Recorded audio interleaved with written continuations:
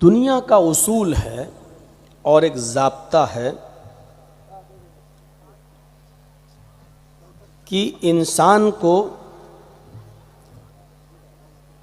उसके काम की मजदूरी मुआहिदे के मुताबिक मिलती है। जो तय होता है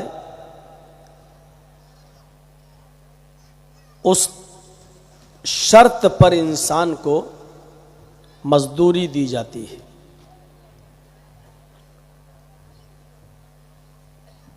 ईमान भी एक मुआहिदा है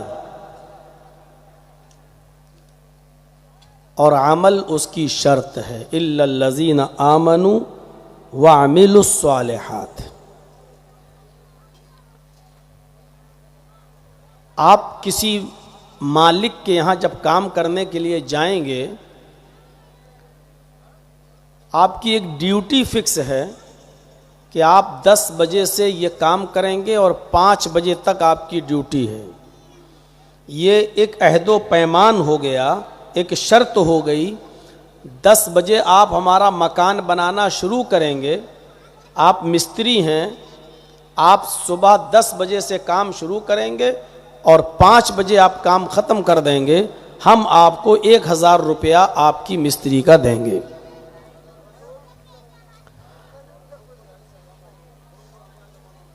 उसने शर्त लगाई, आपने इकरार कर लिया, ठीक है कल से मैं काम पे आ जाऊंगा। उसने कहा ठीक है।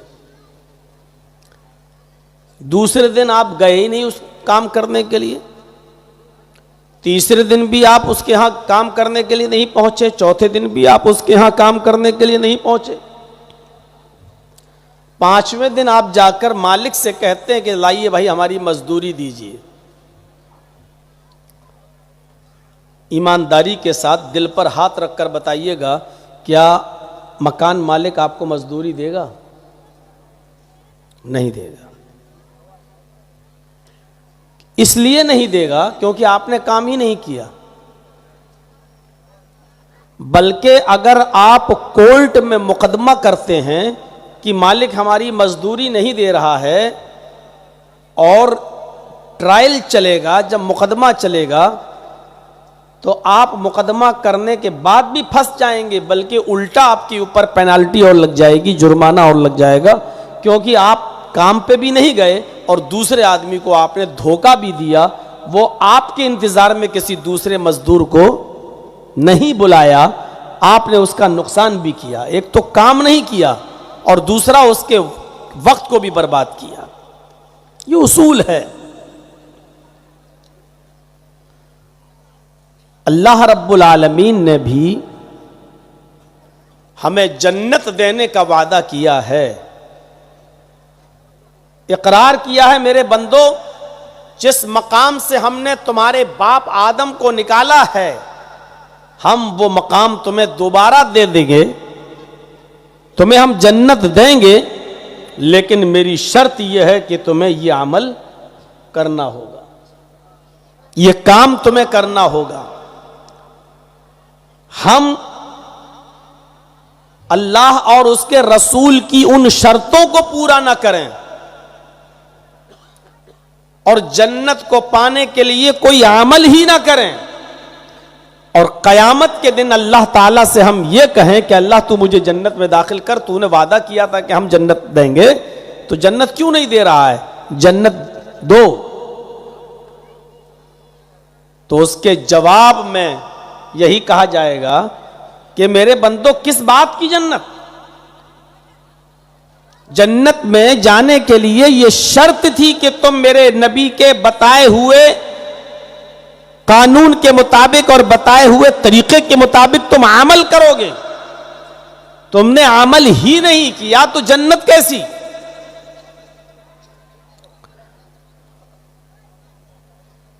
क्या कोई कह सकता है कि अल्लाह मैंने नमाज पढ़ी नहीं पढ़ी, मैंने रोजा नहीं रखा, मैंने दीन पर अमल नहीं किया, तो क्या हुआ? मैं मानता तो था कि नमाज पढ़ना चाहिए, मैं मानता तो था कि मैं रोजा रखना चाहिए, मैं मानता तो था कि अच्छा काम करना चाहिए। अरे नहीं किया तो क्या हुआ, मैंने इनकार तो नहीं किया, मानता तो था कि हाँ नमाज पढ़ना चाहिए, रोजा रखना चाहिए, अच्छे काम करना चाहिए, मानता तो था। क्या आप किसी मालिक से कह सकते हो ठीक है मैंने काम नहीं किया तो क्या हुआ, लेकिन मैंने वादा तो किया था कि कल से काम पे आऊंगा, नहीं किया तो अलग बात है, नहीं आया तो क्या हुआ, लेकिन मैंने इकरार तो किया था कल काम करने आऊंगा, नहीं आया अलग बात, लेकिन मैं मानता था कि मैंने कहा है मुझे मजदूरी दो। तो क्या आपके इकरार और मजदूरी से आपको मकान मालिक पैसा दे देगा, आपको मजदूरी दे देगा?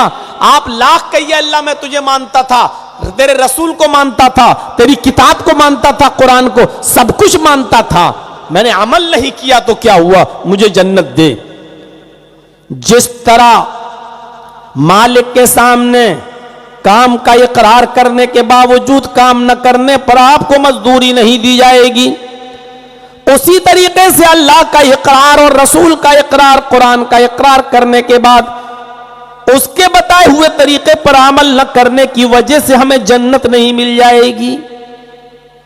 इन्न सिलातल्लाहि गालिया अला इन्न सिलातल्लाहिल जन्नह।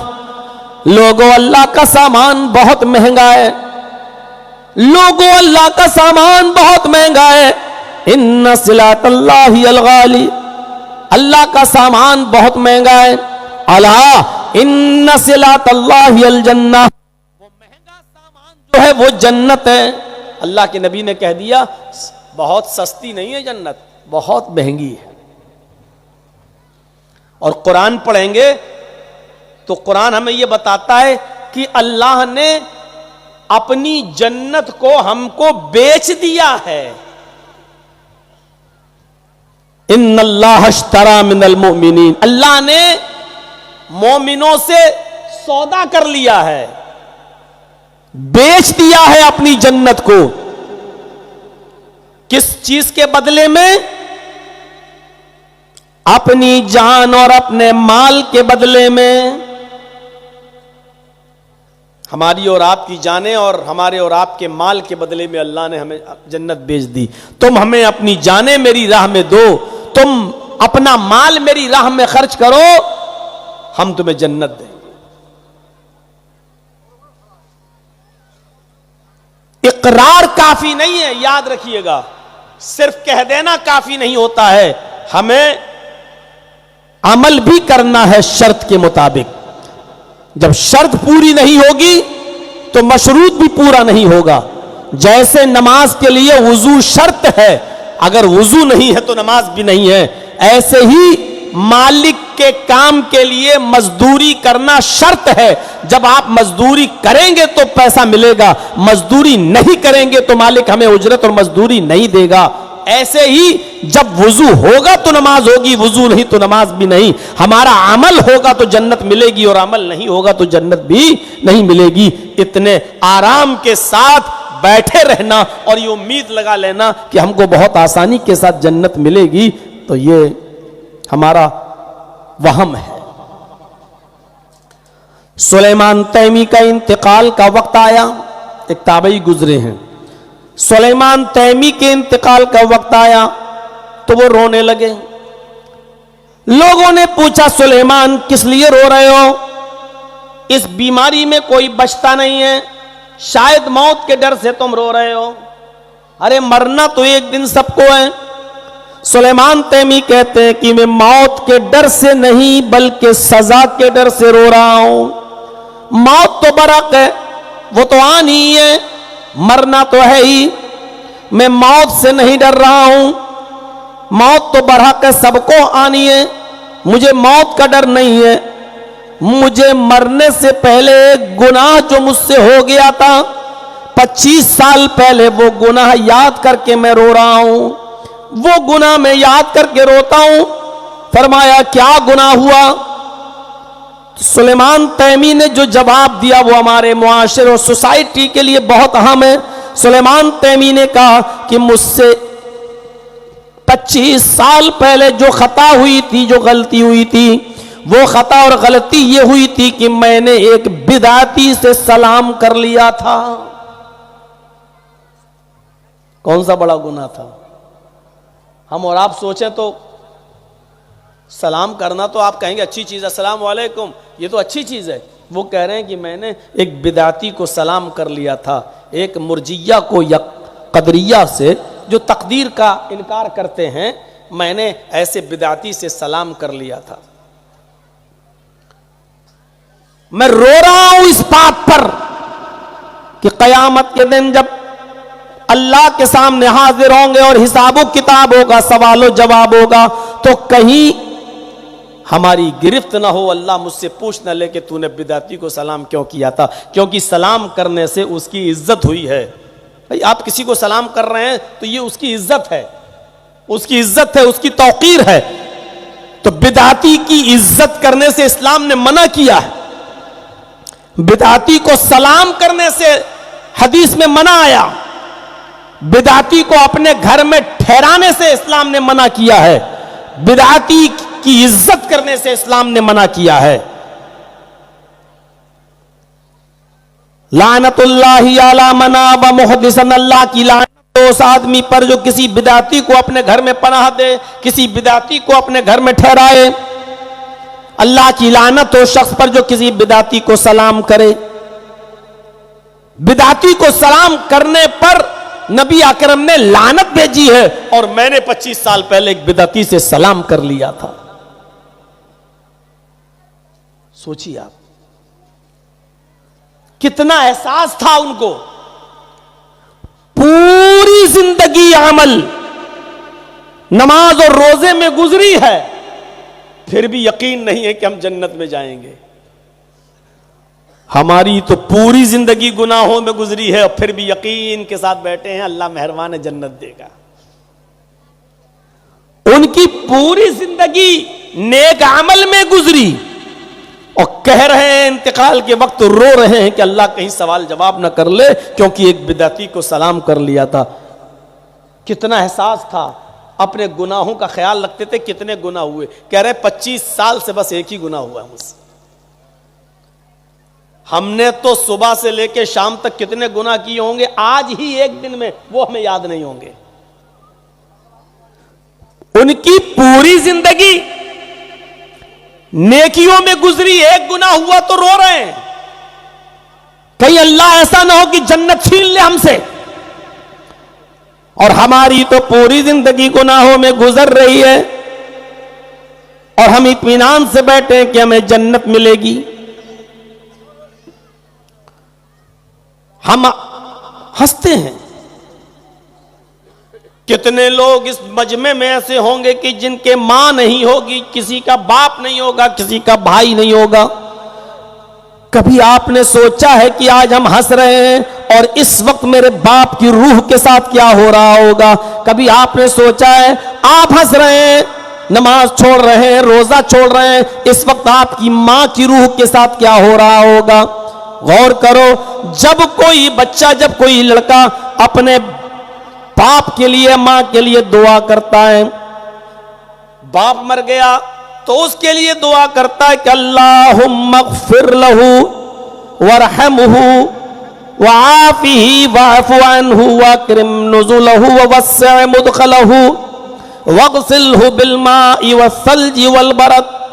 और मां है तो उसके लिए ये दुआ करता है अल्लाहुम्मा ग़फ़िर लहा वरहमहा वआफ़िहा वअफ़ु अन्हा वअक्रिम नुज़ुलहा ववस्सिअ मुदख़लहा वक़्सिलहा बिलमाइ वस्सल्जि वलबरद। जब ये दुआ ऊपर जाती है, फरिश्ते इस दुआ को लेके जाते हैं, उसकी रूह के दर्जात को बुलंद किया जाता है, उस आदमी को इज्जत दी जाती है, उसके लिए एक अलग मकान तैयार किया जाता है, उसके दर्जात को बुलंद किया जाता है।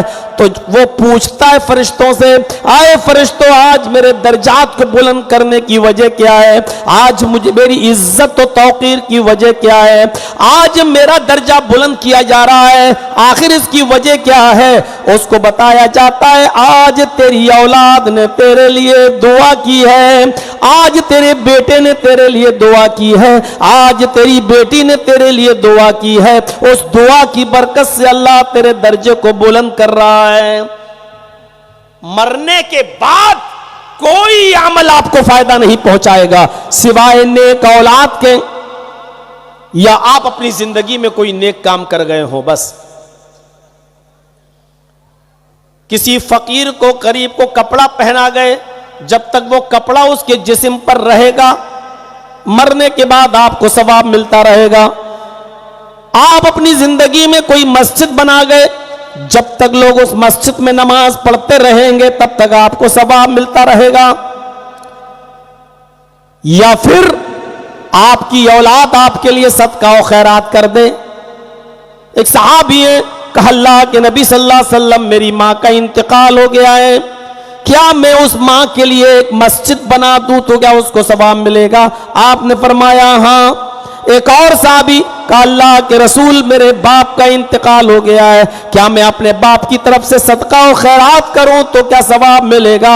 आपने फरमाया हाँ। एक और साहबी कहा अल्लाह के नबी मेरे माँ बाप का इंतकाल हो गया है, मैं उनके लिए ऐसा कौन सा काम करूं कि इंतकाल के बाद उनको सवाब पहुंचता रहे, उनके ऊपर रहमत होती रहे? अल्लाह के नबी ने फरमाया तुम लोगों के लिए पानी का एक कुआं खुदवा दो या पानी पीने का इंतजाम करवा दो।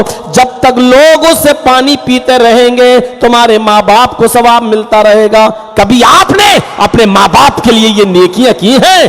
कभी आपने अपने माँ बाप के लिए दुआ की है? हम दुआ ही याद नहीं है। बस अल्लाह मेरे बाप को बख्श दे, अल्लाह मेरे बाप को जन्नत दे, अल्लाह उनकी कब्र को, बस इसके अलावा आप अपनी जबान में बंगला में बोलते होंगे, हमारे यहाँ उर्दू में, हिंदी में वो लोग दुआ करते हैं। अरे दुआएं भी वो याद करो जो अल्लाह के नबी जनाब मोहम्मद रसूलुल्लाह सल्लल्लाहु अलैहि वसल्लम ने बताई हैं और सिखाई हैं। नाम लेकर कहो कब्र पे अपना बाप हो, अल्लाहुम्मा इन्ना बी फी जिम्मतिक, आय अल्लाह ये मेरे बाप की कब्र है, ये तेरी जिम्मे में पहुंच चुके हैं। वह हब्ल जवारिक, तेरे पड़ोस में जा चुके हैं, तेरे पास पहुंच चुके हैं। फक़ही मिन फितनतिल कब्री, आय अल्लाह इनको कब्र के फितने से बचा, इनको कब्र की मुसीबत से बचा। फ़क़ही मिन फितनतिल कब्री व अज़ाबिन नार, और जहन्नम के अजाब से इनको बचा ले, इनकी हिफाजत फरमा। व अंत अहलुल वफ़ाई वल हक़, और तू वफा वाला है और हक वाला है। फ़ग़फ़िर लहू वरहमहू इन्नका अंतल गफ़ूरुर रहीम, तू इनको बख्श दे और इनके ऊपर रहम फरमा, यकीनन तू बहुत ही ज्यादा बख्शने वाला और बहुत ही ज्यादा रहम करने वाला है। अभी पूछो किसी को ये दुआ याद है क्या? आप जाकर कह सकते हो? याद रखिएगा, कब्रिस्तान में मुर्दे को दफन करने के बाद वहां पर इज्तिमाई तौर पर सबके साथ हाथ उठाना गलत है। इज्तिमाइयत के साथ हाथ उठाकर दुआ करना बिदात है। आप ऐसा नहीं कर सकते, जायज नहीं है। लेकिन अगर आपके बाप का या माँ का इंतकाल हो गया, उनको दफन कर दिया गया, अब आप कभी कभी अपने माँ बाप की कब्र पे अकेले जाते हैं, तो वहां आप दोनों हाथ उठाकर, अकेले हैं, तन्हा हैं, तो आप दोनों हाथ उठाकर दुआ कर सकते हैं। मुस्लिम शरीफ की हदीस है कि अल्लाह के नबी जब अकेले में गए और जन्नतुल बकी में गए, बकीउल गरकत में गए, तो आपने अहले बकी के लिए अपने दोनों हाथों को उठाकर दुआ की है। कब्रिस्तान में आपने दुआ की है। इज्तिमाइयत के साथ तमाम लोगों की मौजूदगी में दोनों हाथ उठाकर दुआ नहीं की जा सकती, ये बिदात है। लेकिन अकेले जब आप अपने माँ बाप की कब्र पे जाएं तो हाथ उठाकर दुआ कर सकते हैं, इसमें कोई हर्ज नहीं है। मसले याद रखिएगा, ये छोटे छोटे मसले, इनको जहन में रखिएगा। तो मेरे प्यारे साथियों, क्या आप अपने माँ बाप के लिए दुआ कर सकते हैं? दुआ याद है? अल्लाहुम्मा इन्नहु अब्दुका वब्नु अमतिक, कब्र के पास खड़े होकर, अय अल्लाह ये यानी मेरा बाप या मेरी माँ, अब ये भी सोचना पड़ेगा, बाप है तो इन्नहु, माँ है तो इन्नहा, ये अब जुमले, अब क्या बताऊं, 1-1.5-2 घंटे की तकरीर में आपको ये सब तो नहीं बताया जा सकता, ये तो हमें और आपको खुद ही याद करना पड़ेगा। अल्लाहुम्मा इन्नहु अब्दुका वब्नु अमतिका इहताज इला रहमतिक, अय अल्लाह ये मेरा बाप है, तेरा बंदा है, वब्नु अमतिक तेरी बांदी का बेटा है, इहताजा इला रहमतिक तेरी रहमत का मोहताज हो गया है, अस्बहा फकीरन तेरी रहमत का मोहताज हो गया है, दुनिया छोड़कर चला गया है, वह अंता गनियुन अन अज़ाबिही और तू उसको अजाब देने से बेनियाज है, चाहे तो अजाब दे भी सकता है, नहीं भी दे सकता है। आय अल्लाह तू उनको अजाब देने से बेनियाज है। इनकान मुहसिनन फज़िद फी इहसानिही, अय अल्लाह अगर ये नेक थे, मर गए, हमें तो नहीं मालूम उनकी इबादतें कबूल हुई कि नहीं हुई, नमाज पढ़ते थे लेकिन कबूल हुई कि नहीं हुई, रोजा रखते थे लेकिन हमें नहीं मालूम कि उनका रोजा तूने कबूल किया या नहीं किया। इनकान मुहसिनन फज़िद फी इहसानिही, अगर वो नेक थे तो उनकी नेकियों में इजाफा फरमा, अगर वो दीनदार थे तो उनकी नेकियों में इजाफा फरमा। व इनकान मुसीअन फतजावज़ अन्हु, अगर वो खताकार थे, गुनाहगार थे तो उनके गुनाहों को बख्श दे, उनकी खताओं को माफ कर दे। ये दुआ ईमानदारी के साथ बताइए कि कितने लोगों को याद है, कितने लोग इन दुआओं को करते हैं। चाहिए और अपने बाप की कब्र पर हाथ उठाकर, मां की कब्र हो, हाथ उठाकर आप अकेले दुआ करिए, अल्लाहुम्मा ग़फ़िर लहू वरहमहू, अल्लाहुम्मा नव्विर क़ब्रहू, अल्लाहुम्मा वस्सिअ क़ब्रहू, अल्लाहुम्मा फ़रिशहू फ़राशल जन्नह, अल्लाहुम्मा इफ़्तह लहू बाबन मिन अबवाबिल जन्नह, अल्लाहुम्मा नव्विर क़ब्रहू, अल्लाहुम्मा जअल क़ब्रहू रौज़तम मिन रियाज़िल जन्नह। ये दुआएं हैं। आय अल्लाह इनकी कब्र को नूर से भर दे, अल्लाहुम्मा नव्विर क़ब्रह, आय अल्लाह इनकी कब्र को नूर से भर दे, अल्लाहुम्मा वस्सिअ मुदखला, आय अल्लाह इनकी कब्र को कुशादा कर दे, चौड़ा कर दे, अल्लाहुम्मा फ़रिशहू फ़राशल जन्नह, अल्लाह इनके लिए कब्र में जन्नत का बिछौना बिछा दे। कैसी दुआ है। अल्लाहुम्मा इफ़्तह लहू बाबन मिन अबवाबिल जन्नह, अल्लाह जन्नत के दरवाजों में से कोई दरवाजा इनके लिए खोल दे। अल्लाहुम्मा जअलहू, अल्लाहुम्मा जअल क़ब्रहू रौज़तम मिन रियाज़िल जन्नह, अल्लाह इनकी कब्र को जन्नत की क्यारियों में से कोई क्यारी, जन्नत का बगीचा बना दे, जन्नत का बाग बना दे। जैसे बाग में ठंडी ठंडी हवा आती है, इनकी कब्र में भी जन्नत की ठंडी ठंडी हवाएं भेजने वाला भेज दे। गौर करो अपने माँ बाप के लिए, अगर आप ये दुआएं नहीं कर सकते हो तो फिर क्या कर सकते हो आप। हमें और आपको सबको जाना है, हम अपने माँ बाप के लिए दुआ नहीं कर रहे तो हमारी औलाद हमारे लिए दुआ करेगी। कल एक तकरीर में मैंने कहा था, कल की तकरीर में एक लड़का अपने बाप को घसीटते हुए चौराहे पर लाया, उसका बाप कहता बस बेटा इससे आगे मत घसीटना। बेटे ने कहा क्यों? बस मैं बोल रहा हूं कि बस इससे ज्यादा मत घसीटना। बेटे ने कहा क्यों, क्या हुआ, हम तो और आगे ले जाएंगे। कहा मेरे बेटे इससे आगे मत ले जाओ, क्योंकि मैं भी अपने बाप को यहीं तक घसीट कर लाया था। चाटा है, मजाक मत उड़ाइए एक दूसरे का। एक नौजवान लड़का जवानी के जोश में एक बूढ़ी औरत को देखता है, 80, 85, 90 साल की वो बूढ़ी औरत, उसकी कमर कमान की तरह झुक गई, रुकू की हालत हो गई, उसकी लाठी लेके चल रही है, झुक गई उसकी कमर। लड़के ने मजाक करते हुए कहा अम्मा ये कमान कितने में खरीदी है? कमर झुकी है। कमान देखा ना, तीर जब छोड़ा जाता है तो कमान ऐसी होती है, यहां से ऐसे मुड़ी हुई होती है, ऐसे यहां तीर लगाकर ऐसे फेंका जाता है, तो कमान झुकी हुई होती है। तो उस लड़के ने, नौजवान ने कहा मां ये कमान कितने में खरीदी है? नहीं तेरी कमर बिल्कुल झुक गई है, ये कमान कितने में खरीदी? बुढ़िया मुस्कुराते हुए जवाब देती है बेटा घबराओ नहीं, चिंता मत करो, मेरी उम्र को पहुंचोगे तो फ्री में मिल जाएगी।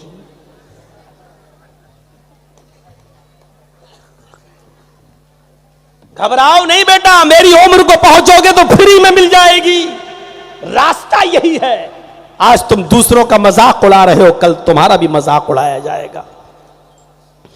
आज अपने मां बाप को सता रहे हो, तुम्हारी औलाद तुम्हें सताएगी। बाप के लिए यह कहा ही नहीं जा सकता कि अल्लाह के रसूल, मेरे बाप हमसे हर वक्त पैसों की डिमांड करते रहते हैं, मैं कमाता हूं, बाप मांग लेते हैं। तो अल्लाह के नबी का जवाब यह था, तो क्या हुआ, इन्नका व इन्ना मालका लिअबीक, तू खुद और तेरा सारा का सारा माल तेरा नहीं है, तेरे बाप ही का तो है। यानी बाप ने अगर तुझे पैदा नहीं किया होता तो तू माल का मालिक नहीं बनता। तू भी और तेरा माल सब बाप ही का माल तो है, सब बाप के लिए है, कोई कह नहीं सकता।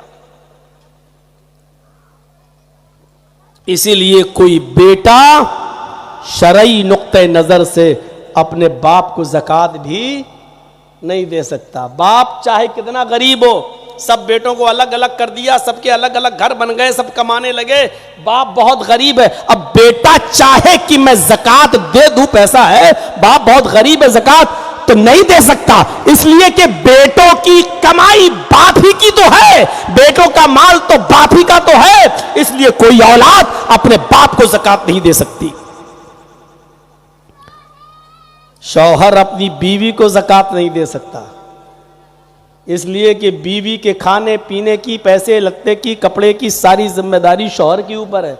शौहर अपनी बीवी को ज़कात नहीं दे सकता, लेकिन बीवी अपने शौहर को ज़कात दे सकती है, क्योंकि बीवी की कमाई बीवी की है।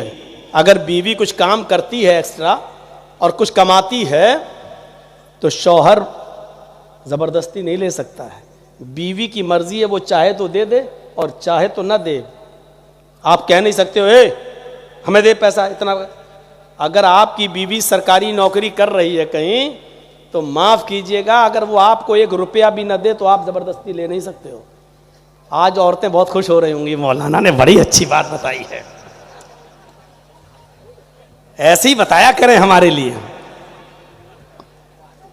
आज खुश हो रही होंगी, वो दे दे अलग बात है, भाई शौहर गरीब है तो वो दे देती हो, लेकिन अगर शौहर ज्यादा ही गरीब है तो वो ज़कात भी दे सकती है बीवी। मान लीजिए पूरे साल में 50,000 रुपये महीना मिलता है, 50,000 रुपये महीने के हिसाब से पूरे साल में जोड़ो, कितना हो गया, 6 लाख रुपया। अब 6 लाख का हिसाब किताब जोड़ोगे तो उसमें बहुत आसानी से 52.5 तोले चांदी आ जाएगी। आपके यहाँ भरी बोलते हैं, 52.5 तोला, तकरीबन 585 ग्राम चांदी बहुत आराम से आ जाएगी। इसका मतलब यह है कि बीवी अब साहिबे निसाब हो गई है, उसके ऊपर ज़कात फर्ज हो गई। अगर वो 1 साल हो गया उस पैसे को, सोना हो ना हो, चांदी उसके पास हो या ना हो, अगर 6 लाख रुपया 5 लाख रुपया उसके पास है और उसमें 585 ग्राम चांदी आ रही है, तो उसके ऊपर ज़कात अब फर्ज है, वो दे सकती है। अब ज़कात किसको दे, जरूरतमंद को। अगर समझती है कि मेरा शौहर गरीब है तो उसको भी दे सकती है। जर्जी साहब को उसकी बीवी ने, मिसाल दे रहा हूं, अल्लाह ना करे कि ये दिन आए, अगर जर्जी साहब को उसकी बीवी ने ज़कात दे दी, लाइए 20,000 रुपए हमारे ज़कात के निकलना है, लीजिए हम आपको दे रहे हैं, ठीक है। अब जर्जीज साहब उसी में से अपनी बीवी को खिलाएंगे पिलाएंगे, अपने बच्चों को भी पढ़ाएंगे लिखाएंगे, वही ज़कात का पैसा जो उसने मुझे दिया मैं उसी पर खर्च करूंगा, और वो हमारी खर्च में से खाएगी पिएगी, उसके लिए ज़कात नहीं, वो तो उसका हक है।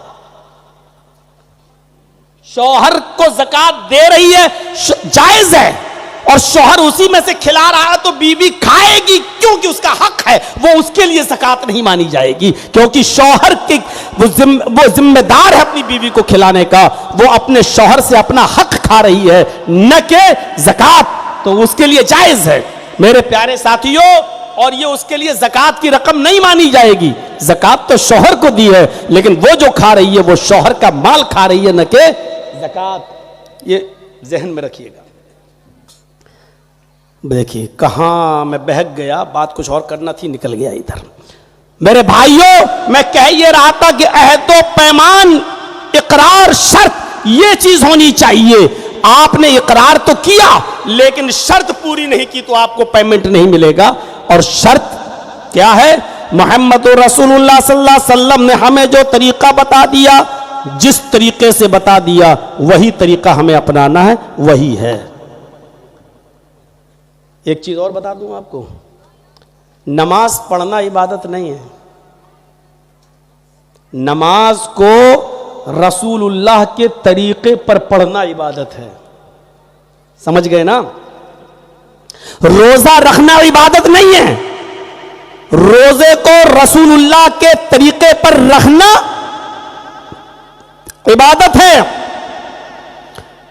कुर्बानी इबादत नहीं है, कुर्बानी नबी के तरीके पर करना यह इबादत है। अल्लाह के रसूल ने फरमाया ईद उल अजहा कुर्बानी की यौमुन नहर के दिन यानी 10वीं तारीख को 10वीं जिलहिज्जा को आप नमाज के बाद कुर्बानी करेंगे, नमाज के बाद कुर्बानी करेंगे।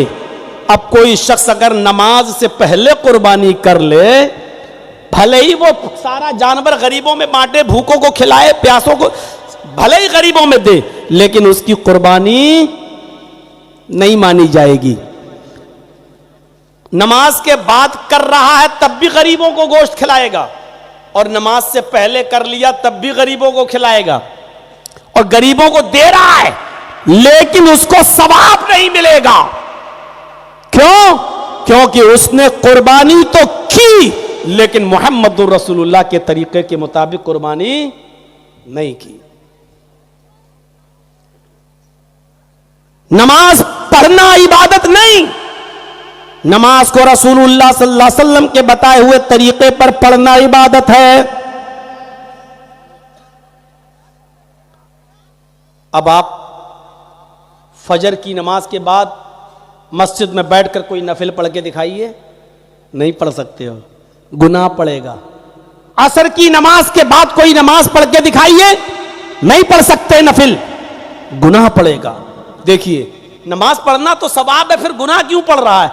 इसलिए गुनाह पड़ रहा है क्योंकि आप नमाज अब रसूलुल्लाह के बताए हुए तरीके के मुताबिक नहीं पढ़ रहे हैं। अल्लाह के नबी ने फजर के बाद और असर के बाद नमाज नफिल पढ़ने से मना किया है और कहा इस वक्त में जो नमाज पढ़ेगा वो शैतान को सजदा करेगा। यानी अब ये सजदा अल्लाह के लिए नहीं बल्कि शैतान को सजदा हो रहा है। अब आप अंदाजा लगाइए, नमाज तो पढ़ रहा है लेकिन नबी के तरीके पर नहीं पढ़ रहा है, इसलिए उसको गुनाह पड़ेगा।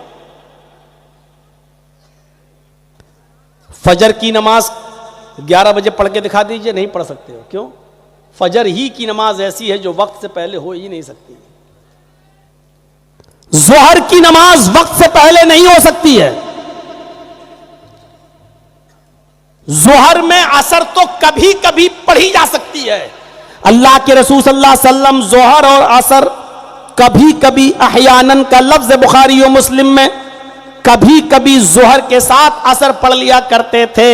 ना बारिश हुआ करती थी, ना सफर में हुआ करते थे, बल्कि कभी कभी आप बिला किसी उज़्र के और बिला किसी बीमारी के और बिला किसी वजह के जोहर के साथ असर मिला लिया करते थे, और कभी कभी मगरिब के साथ ईशा भी पढ़ लिया करते थे। न बारिश न मौसम खराब, कुछ नहीं, बिला वजह आप ऐसे ही पढ़ लिया करते थे। लिहाजा अगर कोई शख्स कभी कभी जोहर और असर दोनों एक साथ पढ़ ले तो कोई हर्ज की बात नहीं, और कभी कभी मगरिब के साथ ईशा भी पढ़ ले तो कोई हर्ज की बात नहीं।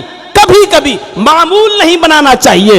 हां, अगर सफर में है तो मगरिब और ईशा एक साथ पढ़ सकता है, सफर में है तो जोहर और असर एक साथ पढ़ सकता है, जायज है।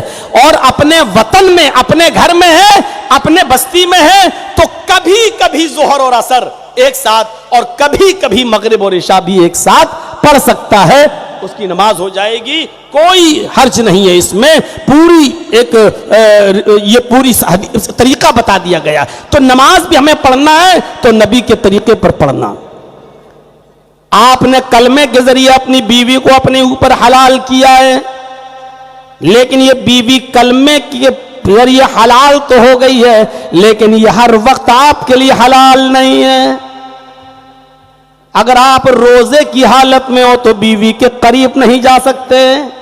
देखिए, वही बीवी जो कलमे के जरिए आपने हलाल की है, लेकिन रोजे की हालत में अगर आपने उससे मुलाकात कर ली, मुलाकात का मतलब दुआ सलाम नहीं, और आप इतने समझदार हैं, समझ रहे होंगे मैं कहना क्या चाह रहा हूं, अगर आपने उससे जिस्मानी ताल्लुक हासिल कर लिया, अगरचे वो आपकी बीवी है, लेकिन इतना बड़ा जुर्म आपने कर डाला है कि आप इस रोजे को तो पूरा करेंगे ही करेंगे, लेकिन इसके बाद एक सजा भी आपको पूरी करना पड़ेगी, और उस सजा को पाए बगैर आप अपनी बीवी को बीवी नहीं बना सकते हो, आप उसके करीब नहीं जा सकते हो। और वो सजा यह है कि आपको एक गुलाम आजाद करना पड़ेगा, और गुलाम आजाद करने की ताकत ना हो तो 60 रोजे पे दर पे मुसलसल रखना पड़ेंगे, और 60 रोजे रखने की भी ताकत ना हो तो 60 मोहताजों को और मिस्कीनों को खाना खिलाना पड़ेगा, और जब तक 60 मिस्कीनों को खाना ना खिला दो आप बीवी के करीब नहीं जा सकते। उस वक्त तक के लिए आपकी बीवी अब आपके लिए हराम हो चुकी है। लीजिए, अब आप सोच रहे हो 60 रोजे रख लेंगे, चलो रोजा रख रहे हैं 60, आज 10 रोजे हो गए हैं, अब आप सोचो कि रोजे में तो बीवी हराम है, चलो लेकिन रात में थोड़ी हराम है, हम तो रोजे रख ही लेंगे 60, रात में मिल लो, नहीं, जब तक 60 रोजे पूरे नहीं हो जाएंगे आप मिल नहीं सकते। क़ब्ल अन यतमास्सा, उसको छूने से पहले 60 रोजे रखो, छूने से पहले 60 मिस्कीनों को खाना खिलाओ। इन तीनों में से, तीनों नहीं, एक पूरा करना है, या तो गुलाम खरीद के आजाद करो, अब आजकल तो गुलामों का जमाना है नहीं, तो 60 रोजे रखो। अब ये भी नहीं कि 60 रोजे रखें कि 60 मिस्कीनों को खाना खिला दे जो तुम्हारा दिल करे, नहीं, पहले 60 रोजे रखो, अगर ये ताकत न हो तो। वो एक सहाबी आए थे ना अल्लाह के रसूल के पास, हलक तो या रसूल अल्लाह मैं तो बर्बाद हो गया। आपने कहा क्या हुआ? कहा अल्लाह के रसूल रोजे की हालत में बीवी से मिल लिया। आपने कहा ये तुमने क्या किया? कहा अल्लाह के रसूल अब क्या होना चाहिए? आपने कहा कि होना क्या चाहिए, अब तो ऑप्शन ही 3 है, जाओ गुलाम आजाद करो। कहने लगा अल्लाह के रसूल पूरी जिंदगी दूसरे की गुलामी करते हुए हो गई, मैं कहां से आजाद करूं, मैं तो खुद दूसरे का गुलाम रहा हूं, इतना कहां पैसा हमारे पास। तो आपने कहा फिर 60 रोजे रखो। कहने लगा पतला दुबला कमजोर आदमी 60 रोजे कहां से रख लूंगा मैं, वो भी मुसलसल कंटिन्यू रेगुलर नहीं रख पाऊंगा। एक रोजे का तो ये हाल है, सब्र नहीं कर पाया, बीवी से मिल लिया, आप कह रहे 60 रोजे, मैं तो नहीं रख पाऊंगा। आपने कहा अच्छा 60 मिस्कीनों को खाना खिला दो।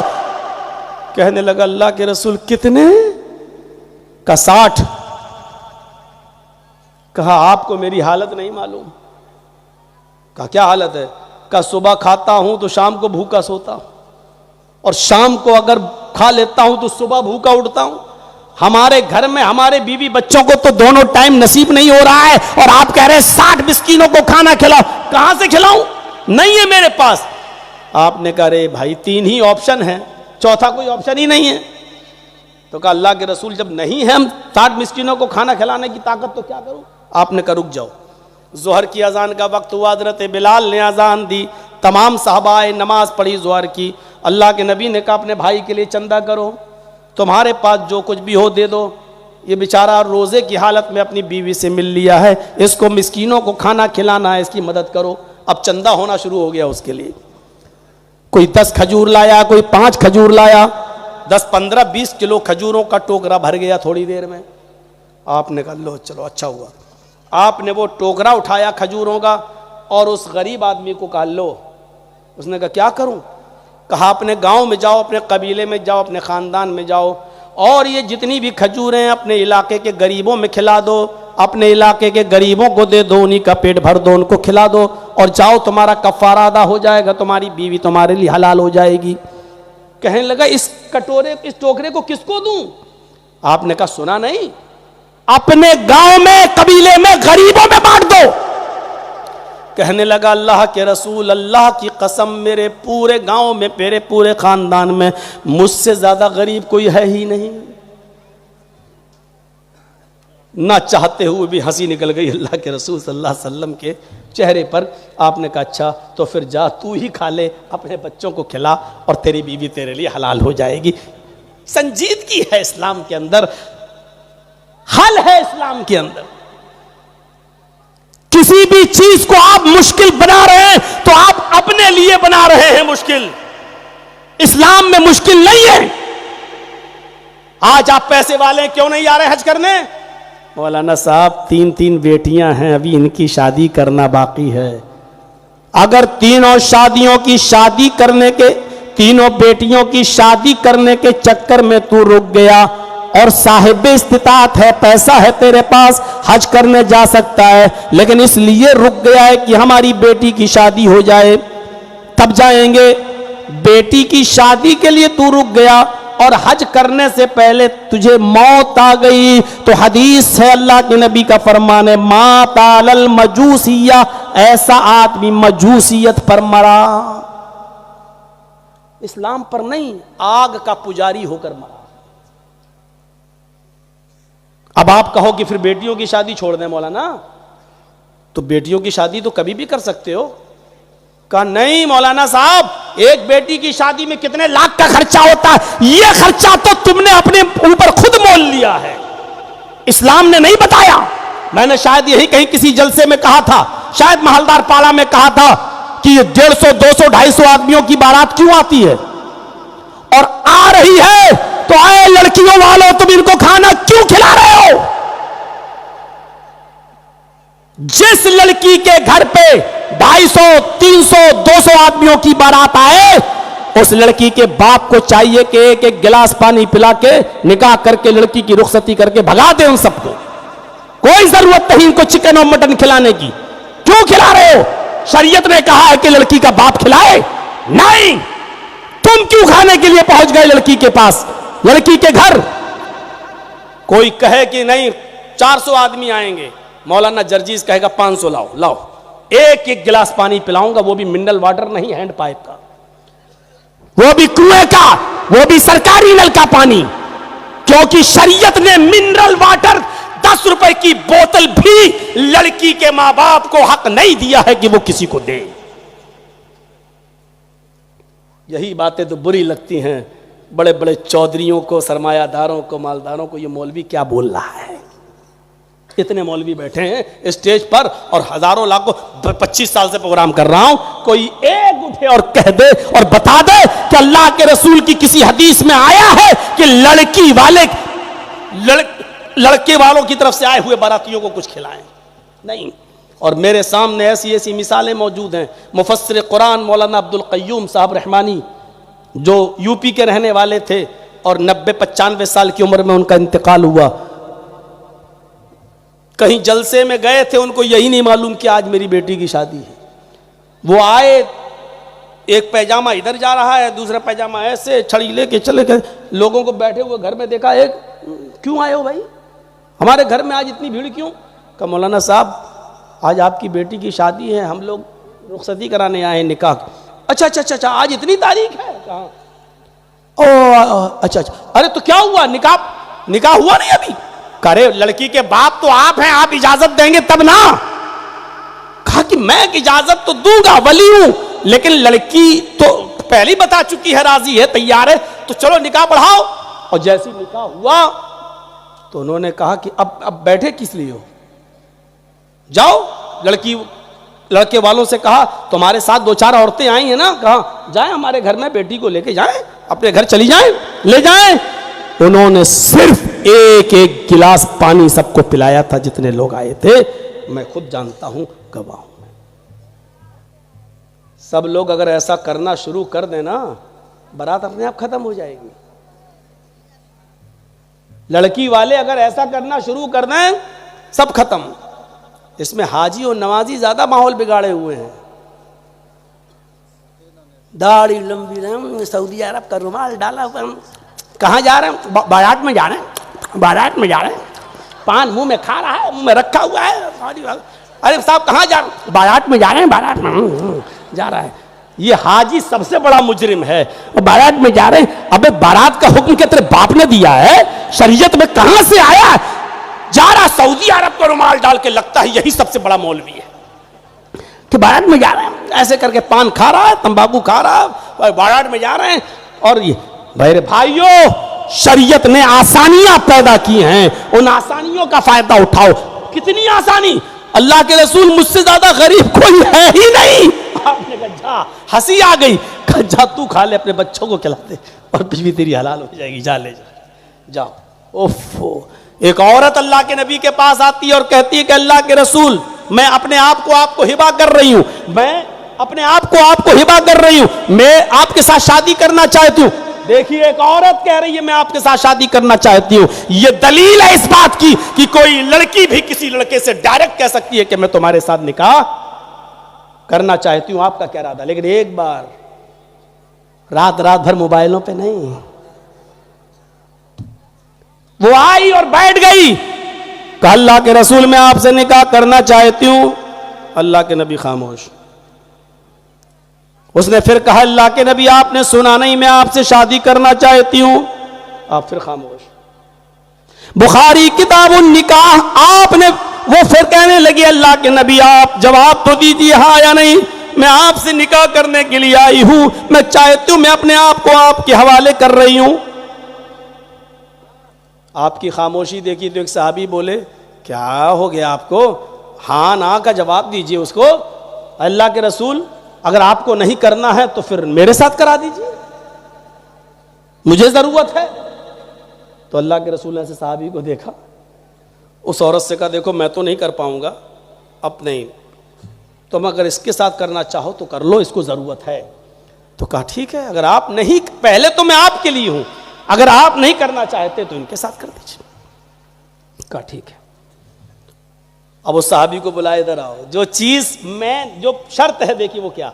आपने कहा महर क्या दोगे, महर क्या दोगे, आप क्या मोहर बोलते हैं, वो मोहर कितना है, अबे मोहर तो वो होती है जो लगाई जाती है, वो मोहर नहीं होता है।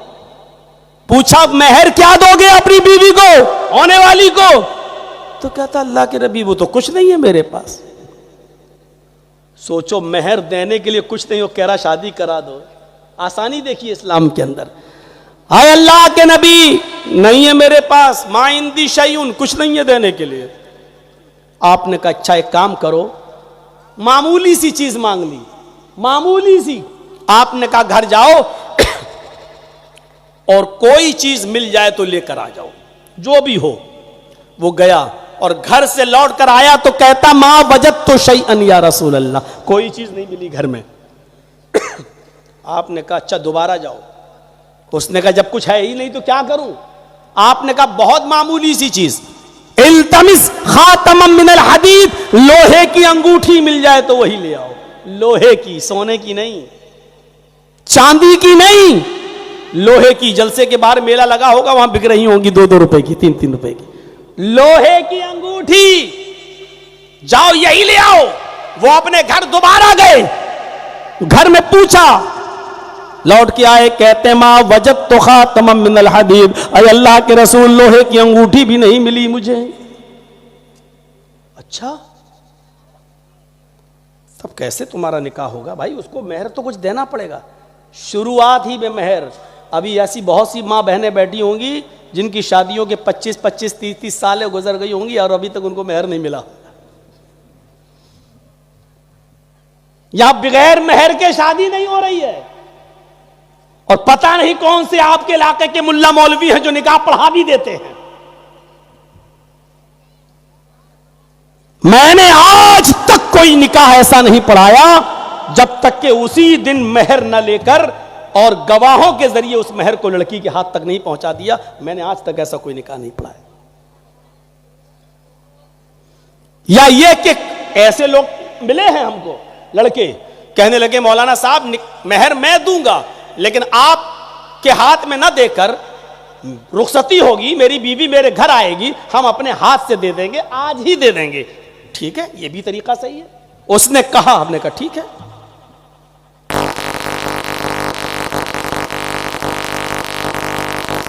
तो क्या अल्लाह के रसूल नहीं मिली मुझे, लोहे की अंगूठी भी नहीं। तो आपने कहा कुछ नहीं है तुम्हारे पास, कैसे निकाह होगा। कहने लगा हाँ एक चीज है मेरे पास। ओफो, चीज भी बताई तो क्या बताई। कहने लगा इंदी इज़ारुन या रसूल अल्लाह, एक लुंगी है मेरे पास।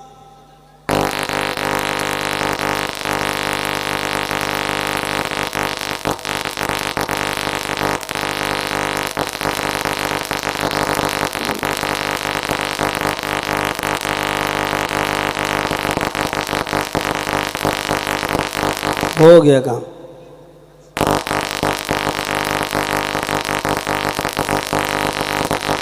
अब तो जनाजा इसका यहीं पढ़ना पड़ेगा माइक का।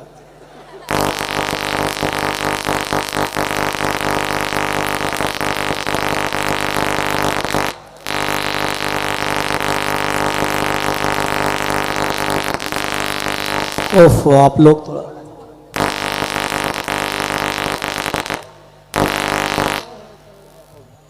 एक्सपर्ट आदमी देखो माशाल्लाह। चलिए चलिए, अगर इससे काम चल रहा तो चलाइए। हाँ, आपकी से अगर गड़बड़ होगा तो आपको पैसा रुक रुक के मिलेगा अगले साल तक। तो सुनिए मेरे भाइयों, उसने क्या कहा, एक चीज है मेरे पास अल्लाह के रसूल, क्या काइंदी इजार, एक लुंगी है मेरे पास। और आपने कहा अच्छा नहीं, कहा नहीं नहीं पुरानी। क्या करते हो, कहा घर पे जाता हूं सोता हूं तो पहन लेता हूं। लुंगी भी बताई तो कौन सी जो रोज पहन के सोता है, पुरानी। आपने कहा चलो पुरानी भी चल जाएगी, दे दो उसको मेहर में। कहने लगा उसको दे दूंगा तो फिर मैं क्या पहनूंगा। तो आपने कहा फिर बता क्यों रहे हो, कहा बता रहा हूं आधी दे दूंगा फाड़ के, आधी से अगर काम चल जाए तो आधी दे दूंगा, निस्फुल्ली व निस्फुल्ला, आधी मेरे लिए आधी इसके लिए। अल्लाह के नबी ने कहा आधी तो बेकार हो जाएगी, जब फाड़ दोगे तो आधी तो उसके किसी काम की नहीं रहेगी, और आधी में तू भी क्या करेगा। तो उसने कहा मैं कुछ करूं ना करूं, कम से कम कहीं थक जाऊंगा, बिछा के बैठ तो जाऊंगा उस पर, मैं पूरी नहीं दे सकता हूं। अल्लाह के रसूल ने कहा अगर देना हो तो पूरी, तो नहीं देना तो छोड़ दो। कहने पूरी तो नहीं दे सकता हूं, निकाह हो या ना हो। बैठ गया, उठ के जाने लगा। आपने कहा इधर आओ, कहाँ जा रहे हो। अल्लाह के रसूल कुछ नहीं है, लोहे की अंगूठी तक नहीं है, एक लुंगी है, तो आधी आप लेने रहे हैं मेहर मानने के लिए, तो हम क्या करेंगे, जा रहे हैं खेती बाड़ी करेंगे, जा रहे हैं अपने बाग में। अल्लाह के नबी ने कहा इधर आओ, ये बताओ तुम्हें कुरान कितना याद है। सब लोग सुनिएगा, आए है शरीयत देखिए, आसानी देखिए, तुम्हें कुरान कितना याद है। कहा अल्लाह के नबी सल्लल्लाहु अलैहि वसल्लम मुझे कुरान की सूरह मुल्क याद है, सूरह हश्र याद है, सूरह जुमा याद है, सूरह मुनाफिकून याद है, सूरह क़यामा याद है, सूरह दहर याद है, सूरह नबा याद है। इतनी सूरतें याद है तुमको। हाँ। आपने उस औरत से पूछा, औरत इस आदमी के पास नकद देने के लिए कुछ नहीं है, क्या कुरान की ये सूरतें तुझे याद हैं। उसने कहा नहीं। आपने फरमाया अगर कुरान की ये सूरतें वो तुझे सिखला दे और तुझे याद करा दे और यही तेरा मेहर हो जाए, तो क्या इस मेहर को तू कबूल करती है, क्या कुरान की इन सूरतों को अपना मेहर मानने के लिए तैयार है। कहने लगी अल्लाह के नबी, जिसके निकाह में कुरान की सूरतें मेहर बन जाएं, उससे ज्यादा पाकीज़ा और बाबरकत निकाह किसका हो सकता है। मुझे ये सूरतों का मेहर बनाना पसंद है। आपने उस औरत का निकाह वहीं पढ़ा दिया। सुनो, जिस औरत के मां बाप न हो, जिस औरत का भाई ना हो, चचा ना हो, कोई ना हो इस दुनिया में, तो निकाह पढ़ाने वाला काजी ही उसका वली बनेगा। बगैर वली के औरत निकाह नहीं कर सकती है। याद रखिए, बाप जिंदा है तो बाप ही वली बनेगा। बाप अगर पागल है दिमागी तौर पर तो फिर चचा वली बनेगा, और चचा नहीं है तो बेटा नहीं, लड़की का भाई वली बनेगा। बहरहाल खून का कोई रिश्ता हो वही वली बनेगा। इसके बिना अगर कोई लड़की शादी करती है तो वो हराम मानी जाएगी। अगर अपने माँ बाप से भागकर कोर्ट मैरिज करके रह रही है तो अल्लाह की कसम हराम है रिश्ता। अपने घर से भागकर दूसरे मोहल्ले में चली गई और दूसरे मोहल्ले की मस्जिद का इमाम ने लड़के का निकाह पढ़ा दिया, 1,00,000 मर्तबा भी निकाह पढ़ाए, अगर लड़की के बाप की, भाई की या चचा की इजाजत नहीं है तो निकाह 1,00,000 बार भी पढ़ा दिया जाए तब भी वो हराम माना जाएगा। जितने दिन वो मिलेगी अपने हस्बैंड से वो जिनाकारी होगी, और जो बच्चे पैदा होंगे वो सारे के सारे नाजायज बच्चे कहलाएंगे। बच्चों के पैदा होने के बाद उन बच्चों बच्चों को अपने बाप की विरासत से हक नहीं मिलेगा, इसलिए कि जब वो बाप निकाह ही हलाल नहीं, जब बच्चे ही जायज नहीं, तो अपने बाप की विरासत में हक भी नहीं रखते हैं, हक भी उनको नहीं मिलेगा। बहुत लंबी दास्तान है, अगर एक मसले को छेड़ दिया तो 2 घंटे उसी में लग जाएंगे हल कराते हुए मेरे भाइयों। इसलिए हम मसलों से बचते हुए असली बात पे आ रहे हैं। इसलिए समाज की लड़कियां सुन लें, अगर ये कदम उठाती हो और दूसरे मोहल्ले में कोई आदमी बुजुर्ग हाजी साहब मैं मेरी बेटी बन जाओ, तेरे मुंह से कह रहे हैं ऐसे बेटी हो जाएगी तेरी। दूसरे मोहल्ले में गए, वहां के एक हाजी साहब खड़े हुए, कहने लगे चलो तुम्हारे बाप ने नहीं बैठ रहे तो क्या मैं तुम्हारा बाप हूं, हाँ इजाजत है निकाह पढ़ा दो, तेरे कहने से हो जाएगा, ये हराम ही रहेगा। और मौलवी जर्जीस जैसा कोई बैठ जाए, अल्हम्दुलिल्लाह नहमदु व नस्तईनु व नस्तगफिरु 1,00,000 मरतबा भी दुआ पढ़ दे, या अय्युहल्लज़ीना आमनु तक़ुल्लाह हक़्क़ तुक़ाती, और या अय्युहन्नासु तक़ू रब्बकुमुल्लज़ी ख़लक़कुम मिन नफ़्सिन वाहिदा, या अय्युहल्लज़ीना आमनु तक़ुल्लाह व क़ूलू क़ौलन सदीदा, 1,00,000 मरतबा भी अगर आयतें पढ़ देंगे तब भी हराम रहेगा, रिश्ता हलाल नहीं हो सकता है। मामूली चीज समझ रखिए, अल्लाह के नबी ने निकाह पढ़ा दिया और खुद उसके वली बन गए, इसलिए कि उसका बाप नहीं था। हाँ, एक और लड़की है जो गैर मुस्लिम है, इस्लाम ले आई है और उसके माँ बाप ने उसको घर से निकाल दिया है। उसके बाप तो हैं, माँ तो है, भाई तो है, चचा तो है, लेकिन वो अपने घर में नहीं जा सकती है और इस्लाम को छोड़ भी नहीं सकती है। अब वो किसी मुस्लिम लड़के से शादी करना चाह रही है। ऐसी सूरत में निकाह पढ़ाने वाला काजी उसका वली बनेगा और कहेगा कि हाँ मैं इजाजत दे रहा हूं, मैं निकाह पढ़ा रहा हूं और मैं इसका वली हूं, इसलिए कि अब इसके माँ बाप तो इसका वली बन नहीं सकते और ये इस्लाम छोड़ नहीं सकती, इसलिए निकाह पढ़ाने वाला काजी वली बनेगा और वही उसका निकाह पढ़ाकर उसकी रुखसती भी कर देगा। ये जायज है, ये शरन ठीक है। तो मेरे प्यारे साथियों, लेकिन जिसका बाप है मुस्लिम लड़की और बाप है, भाई है, चचा है और वो भाग गई है और दूसरे इलाके में जाकर वहां किसी को अपना बाप बनाकर शादी करना चाहती है, तो लाख वो गवाही दे उसका निकाह जायज नहीं होगा, लाख मौलाना कलमा पढ़ ले उसका निकाह जायज नहीं होगा। ये इस्लाम के अंदर संजीदगी है कि उसका निकाह हो गया और वो चली गई, कुरान की सूरतों को मेहर बना दिया गया है। ये संजीदगी देखिए, न बारात आई, न हल्दी मली गई, न उबटना मला गया, न सालियां आई अपने जीजा के हाथ में अंगूठी पहनाने के लिए, न देखने का कोई रस्म रवाज चला, न इधर से चोर आए न उधर से डाकू। चोर डाकू समझ रहे हो ना, बार बार नहीं बताऊंगा। तो मेरे भाइयों कुछ पता नहीं चला और रिश्ता हो गया, रिश्ता हो गया, शादी हो गई। अंदाजा लगाइए ये संजीदगी है और इतनी सादगी के साथ निकाह हो जाने के बाद भी मेरे भाइयों आज 1400 साल के बाद इस शादी का तस्करा हो रहा है। आज इस शादी का तस्करा हो रहा है। अभी आपने उस तस्करा सुना, अडानी और अंबानी हैं, वो उसका जो लड़के का निकाह हुआ, शादी हुई, हजारों करोड़ रुपया, हजारों लाखों नहीं, हजारों करोड़ रुपया शादी पे खर्च हुआ। दुनिया की सबसे महंगी शादी, अडानी के लड़के की सबसे महंगी शादी, लेकिन 10 दिन चर्चे चले, 20 दिन चर्चे चले, 1 महीना चर्चा चला, उसके बाद इस शादी को लोग भूल गए, चर्चे खत्म। लेकिन इस सादगी की शादी के तस्करे आज 1400 साल, 1500 साल के बाद इस शादी के तस्करे हो रहे हैं। मेरे भाइयों, संजीदगी के साथ निकाह करिए और उस निकाह को जायज बनाइए, खुराफातों से बचिए। जिस तरह ये 1 गिलास पानी है ना, 1 गिलास, अभी कोई बच्चा पेशाब कर रहा हो और अचानक एक पेशाब का कतरा इस गिलास पानी में आ जाए, इसमें 1 बूंद पेशाब किया जाए, तो क्या ये आप पानी पी लोगे? फेंक दोगे? अरे गिलास छोड़ो, पूरी बाल्टी है डोल, 1 पेशाब की बूंद उसमें चली जाए और आपकी नजर पड़ जाए तो आप उस पानी को फेंक देंगे। क्यों? 1 पेशाब के कतरे ने पूरी बाल्टी पानी को नापाक कर दिया है। अब आप उसको पीना गवारा नहीं करेंगे।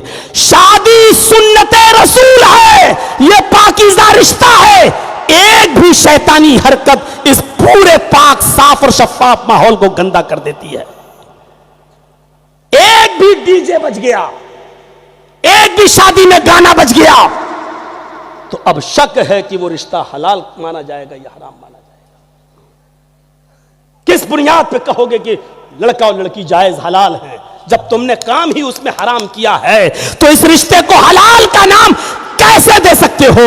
मुस्लिम शरीफ की रिवायत तो यह है अय्यम तसलिया बिही, गाना गाने वाला, गाना सुनने वाला, इन दोनों से बेहतर है वो आदमी जो अपनी लैट्रीन करके खुद खा जाए। अपनी लैट्रीन, अपनी गंदगी करता है और चाट जाए, खा जाए, ये बेहतर है। अल्लाह के रसूल कहते हैं मेरी नजर में, लेकिन वो बेहतर नहीं है जो गंदे गाने गाए और सुने। लो जाओ यूट्यूब खोल के खूब इंस्टाग्राम देखो और मालदा की लड़कियों का नाच और गाना सुनो, इंस्टाग्राम पे उनके डांस देखो, सरों से उतरे हुए दुपट्टे देखो। ये शादी को पाकीज़ा माहौल दीजिए आप, पाकीज़ा माहौल। अब वो हाजी हज करने इसलिए नहीं जा रहा है, पैसा तो है, क्योंकि मेरे बेटी है, मेरा बेटा, अभी इसकी शादी कर देंगे तब जाएंगे। ये तुमने मुसीबत बोल ली है जहेज की, वरना इस्लाम के अंदर तो जहेज है ही नहीं। इस लड़की को निकाह करके ले गए, इस्लाम में है ही नहीं। मैं जिस इलाके से भी आ रहा हूं, बिहार से, चलता ही जब तक पल्सर यामा 5-6 लाख रुपए का चेक लड़के को न दो, शादी नहीं होती है। इन्ना ज़मन निकाही बरकतन आई सरुहा मऊनतन, अल्लाह के नबी कहते हैं सबसे ज्यादा पाकीज़ा निकाह और सबसे ज्यादा बाबरकत निकाह वो है जिस शादी के अंदर खर्चा सबसे कम हो, जिसके अंदर खर्चा सब मिल हो, खर्चे का नाम ना हो, नहीं खर्चा नाम की कोई चीज ना हो। यही कलकत्ता की सरजमीन है मेरे भाइयों। आज से 25 साल पुराना वो मंजर उठाओ, लड़की के बाप का नाम सलीम, लड़की का नाम जमीला, उसकी बहन का नाम फातिमा। गुर्बत की वजह से शादी नहीं होती थी, जो आता था गुर्बत देखकर रिश्ता कैंसिल कर दिया जाता था। एक जगह रिश्ता लग गया, सलीम साहब खुश है, मेरी बेटी का रिश्ता हो गया। शादी में 1 महीना रह गया, लड़के वाले ने जहेज की एक लिस्ट दे दी। सलीम साहब की आंखों में आंसू आ गए कि मैं इतनी जहेज की औकात नहीं है मेरी देने की। रिश्ता टूट गया और उस लड़के का रिश्ता एक ऐसी लड़की के साथ हो गया जो सरकारी नौकरी करती थी। जब सरकारी नौकरी वाली लड़की उसको मिली तो इसने सलीम साहब की बेटी से रिश्ता कैंसिल कर दिया। सलीम साहब की आंखों में आंसू आ गए, रोते रहे, लेकिन एक और रिश्ता 2-3 महीने के बाद मिल गया। उसने ये शर्त लगा दी कि मुझे 1 रुपया भी नहीं चाहिए, जो कपड़े पहने होगी उसी कपड़े में तुम विदा कर देना, मुझे 1 रुपया भी नहीं चाहिए, बगैर जहेज के शादी हम करेंगे और शादी सुन्नते रसूल के मुताबिक होगी। सलीम साहब ने कहा ठीक है, फिर 1 महीने का टाइम दो। उधर से लड़के ने कहा जब शादी सुन्नती के मुताबिक करना है, मुझे आपसे कुछ लेना नहीं है और मुझे भी कुछ देना नहीं है, तो 1 महीना क्यों, मैं कल आ रहा हूं और कल ही विदा कर दीजिए, रुखसत कर दीजिए और मैं आपकी बेटी को लेकर चला आऊं। वो लड़का पहुंच जाता है, निकाह हो जाता है। वली की जरूरत लड़के को नहीं पड़ती है, लड़की को पड़ती है। लड़के का माँ बाप का इजाजत देना जरूरी नहीं है, क्योंकि लड़का खुद कफील है, खिलाने पिलाने का जिम्मेदार लड़का है। लड़के को अपने माँ बाप से इजाजत की जरूरत नहीं है शरीयत के अंदर। हाँ, लड़की बगैर माँ बाप की इजाजत के निकाह नहीं कर सकती है। मन नकाहत मिन गैर इज़्न वलियहा फनिकाहुहा बातिल, फनिकाहुहा बातिल, फनिकाहुहा बातिल। जिस लड़की ने अपने बाप की इजाजत के बगैर, अपने सरपरस्त वली की इजाजत के बगैर निकाह किया, वो निकाह बातिल है, वो निकाह बातिल है, वो निकाह बातिल है। लड़का लड़की में गलत ताल्लुक कायम हो गया शादी से पहले और लड़की किसी तरीके से हामिला हो गई।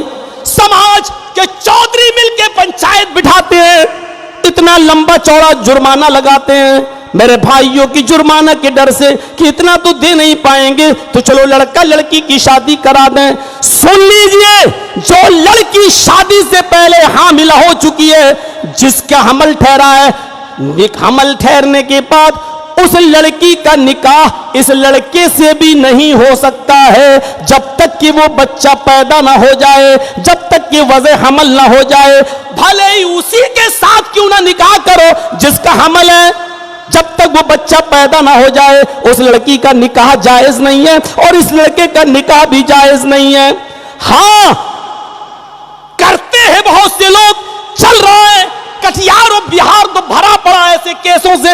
लड़की हामिला हो गई, अब लड़की के माँ बाप ने कहा तुमने मेरी बेटी की इज्जत पामाल कर दी, अब तुम निकाह करो। और किराए की टट्टू मौलवी कितना है, अपनी जमात में कितने मौलवी हैं जो निकाह पढ़ा देते हैं कि चलो तेरा हमल तू ही इसको रख। मेरे भाइयों, शादी से पहले जो हमल ठहरा है वो हराम है। अब तुम्हारे निकाह से हलाल नहीं हो जाएगा, क्योंकि लड़की ही जब हलाल नहीं तो बच्चा कैसे हलाल है। शादी अब हुई है तो बच्चा तो शादी से पहले का ठहरा हुआ है, निकाह तो तेरा अब हुआ है, तो उस बच्चे को हलाल कैसे कहा जाएगा। वो बच्चा जब पैदा होगा तो भले ही तू उसका बाप क्यों ना बन जा, भले ही उसके और मां से निकाह क्यों ना कर ले, लेकिन वो बच्चा अपने बाप की विरासत में हक नहीं पाएगा। क्यों? इसलिए कि वो इसका बच्चा निकाह हलाली बच्चा नहीं है। बहुत से कानून हैं, हम इस तरफ अभी नहीं जाना चाहते हैं। मेरे प्यारे साथियों, एक इशारे के तौर पर मैंने ये बात आपके सामने कर दी। समाज के लोगों बचो, आप उस लड़की का शादी उस लड़के से हमल की हालत में नहीं करा सकते हो जिसका हमल ठहर गया। भले ही उसी का हो, निकाह भी उसी के साथ हो रहा हो, लेकिन चूंकि हमल ठहर गया और हालत हमल में निकाह नहीं है, जब तक कि हमल वज़ा ना हो जाए और हमल को जब पैदा ना हो जाए, जब तक बच्चा। अब बच्चा पैदा हो गया, अब लड़का, वही लड़का उस लड़की से शादी कर सकता है, लेकिन ये बच्चा इसके बावजूद भी हलाल नहीं माना जाएगा। शरअन तो इस बच्चे को उसके बाप का नाम भी नहीं, बिन लिखा जाता ना, बिन है फला सनौफ, सनौफ में उसका नाम भी नहीं लिखा जाएगा। शरअन यही है, लेकिन समाज में चल रहा है अब तो उसको बाप बेटे का नाम भी देना पड़ता है। अब सवाल यह है कि जर्जी साहब, अगर उसको बाप का नाम या ना दें तो फिर वो अपना बाप किसको ढूंढेगा, ये एक अलग मसला है। और इस पर अगर हमने बहस छेड़ दी तो बहुत लंबी बहस चल जाएगी। मेरे भाइयों, आगे बढ़िए। मैं कहना ये चाह रहा था कि मन नकाहत बिन गैरि इज़्न वलिया, जिस औरत ने निकाह किया अपने सरपरस्त की इजाजत के बगैर, वो निकाह बातिल है। सलीम साहब के पास वो लड़का आ गया, निकाह हो गया, वो अपने माँ बाप भी लाया था, लेकिन माँ बाप फर्जी थे। उसने भोपाल से अपने एक बूढ़े को पैसा दिया, एक औरत को पैसा दिया, मियाँ बीवी दोनों बूढ़े, और पैसा देकर माँ बाप बनाकर ले आया। इसके बाद वो निकाह के बाद उस लड़की को ले गया जिसका नाम जमीला था, उस लड़की को ले जाता है। भोपाल उतरने वाले ये बूढ़े लोग उतर जाते हैं और लड़की को अपने साथ हैदराबाद ले जाता है। 3 दिन इस लड़की ने उस लड़की को अपने पास रखा और 3 दिन के बाद हैदराबाद की एक 5 स्टार होटल में इस लड़की को 20,000 रुपए में नीलाम कर देता है। 20,000 रुपए में बेच दिया इस लड़की को और भाग गया। वो रोती रही, वो चीखती रही। जो लड़का उसके पास आता होटल के मालिक को पैसा देकर, वो उसके सामने हाथ जोड़ती थी, गिड़गिड़ाती थी कि मैं ऐसी नहीं हूं, मेरे साथ धोखा हुआ है, लेकिन जिसने पैसा खर्च किया वो क्यों छोड़ेगा। मालिक अलग मारता था। इसी हाल में कई दिन गुजर गए, पता नहीं किसी लड़के को उसके ऊपर रहम आ गया। जब उसने हाथ पैर जोड़े तो कहने लगा तुम घबराओ नहीं, तुम परेशान लगती हो, तुम मुझे अपनी पूरी दास्तान बताओ। उसने रो रो कर अपनी दास्तान सुनाई। उसने कहा मैं तेरा भाई हूं, मारो गोली, जो पैसे मेरे मालिक के पास गए हैं जाने दो, बताओ मैं तुम्हारे घर क्या खबर पहुंचाऊं। उस लड़की ने कहा तुम उधर मुंह करके लेट जाओ, मैं एक लेटर लिखती हूं और इस लेटर को मेरे घर पहुंचा देना। उसने एक लेटर लिखा, पढ़ी लिखी थी, और लेटर लिखने के बाद उसने उस लेटर को चिपका दिया और उस लड़के को रात में ही दे दिया कि तुम चले जाओ और सुनो, ये लेटर मेरे घर मेरे बाप के हाथ में देना, और तुम्हें कसम देती हूं, अल्लाह का वास्ता देती हूं, इस लेटर को तुम पढ़ना नहीं। उसने कहा ये तुम्हारी अमानत है, मैं क्यों पढ़ूंगा। उसने उस लेटर को पकड़ा रात ही में वो निकल गया और जो ट्रेन कलकत्ता से हैदराबाद से कलकत्ता आने वाली थी उसी ट्रेन में बैठ जाता है। 2 दिन के बाद वो कलकत्ता उतरता है। एड्रेस उसको लड़की दे चुकी थी, वो एड्रेस के मुताबिक आता है और घर तलाश करके सलीम के घर पहुंच जाता है। दरवाजे को दस्तक देता है, सलीम साहब दरवाजा खोलते हैं। दरवाजे पर अजनबी आदमी को देखते हैं। कहा कि मुझे तुम्हारी बेटी जमीला ने भेजा है और ये लेटर तुम्हें दिया है। बाप के चेहरे पर मुस्कुराहट आ गई, मेरी बेटी का पहला लेटर आया है। उसने लड़के को अंदर बुलाया और ये खबर जब घर के लोगों को पता चली तो आसपास की सहेलियां भी आ गईं। कहने लगी लेटर पढ़ के सुनाओ, जमीला क्या बता रही है, उसकी खैरियत कैसी है, खुश तो है, जरा बताओ तो सही। जाने के बाद भूल गई हमें। बाप ने लेटर खोला, मां उस जमीला की उसी के पास बैठी हुई है और छोटी बहन फातिमा भी बैठी हुई है, मोहल्ले की सहेलियां भी बैठी हुई है। यहां लेटर पढ़ा जा रहा है, प्यारे अब्बू जान अस्सलाम वालेकुम, उम्मीद क्या आप खैरियत से होंगे। मेरी खैरियत अल्लाह के हवाले। अब्बू जान आपने मेरा रिश्ता कर दिया है एक लड़के से जो हैदराबाद का रहने वाला है। आप समझ रहे होंगे कि वो फरिश्ता है, लेकिन मैं कैसे समझाऊं कि वो फरिश्ता नहीं, परले दर्जे का शैतान है। अब्बू जान उसने 3 दिन मुझे अपने पास रखा और उसके बाद उसने मुझे 20,000 रुपए में नीलाम कर दिया, 20,000 रुपए में बेच दिया। मेरी इज्जत छलनी छलनी हो चुकी है, मेरी इस्मत दरी हो चुकी है। मुझे भूखे भेड़ियों ने नोच नोच के खा लिया है। आए मेरे अब्बू जान, क्या मैं आपके ऊपर इतनी बड़ी बोझ बन गई थी कि आप लड़के की हकीकत भी तलाश न कर सकें। आप एक दिन हैदराबाद में आकर लड़के की घर और मकान और उसके माँ बाप को भी न जान सकें। क्या मैं इतनी भारी हो चुकी थी कि आपने जैसी दीन का नाम लिया और उसके साथ आपने मेरा निकाह करा दिया। अरे अब्बू जान, अब मैं अपना कौन सा चेहरा लेकर आपके पास आऊं, मैं अपनी सहेलियों को कौन सा मुंह दिखाऊं, मैं अपनी छोटी बहन के सामने कौन सा चेहरा लेकर आऊं। अरे अब्बू, मैं आपको बताना भी नहीं चाहती थी, लेकिन लेटर इसलिए लिख रही हूं क्योंकि मैं अपनी एक छोटी बहन फातिमा को छोड़ के आई हूं। कल उसकी भी शादी होगी। अरे अब्बू, कहीं ऐसा ना हो कि जो दिन मुझे देखना पड़ रहा है कल उसको भी देखना पड़े, इसलिए मेरी एक नसीहत है। अरे अब्बू जान, मैं हुक्म देने वाली आपको कौन होती हूं। अरे अब्बू जान, एक नसीहत मेरी मान लेना, छोटी बहन फातिमा के लिए आज से ही मेहनत करना शुरू कर दो और इतना माल कमा लो, इतना माल कमा लो। आगे वाले जुमले जो बताने में मुझे भी बड़ी शर्म आती है, लेकिन शर्म अब किस बात की है।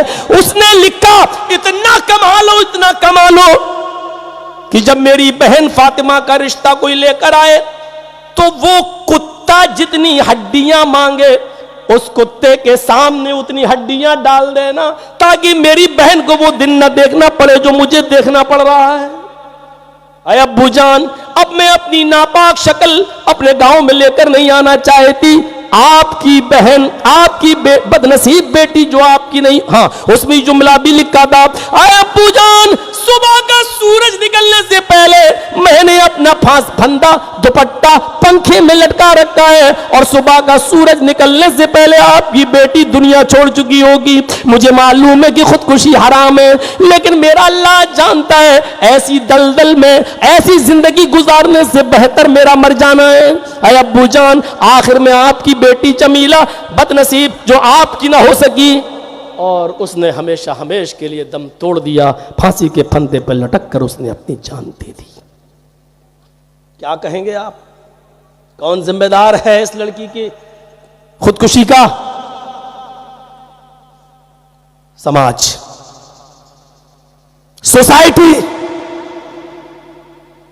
जो सामान दिखा दिखा कर देते हैं शादी के मौके पर। गरीब की लड़की जब उस शादी के सामान को देखती है तो उसकी आह निकलती है, मेरे माँ बाप इतना सामान कहां से लाएंगे।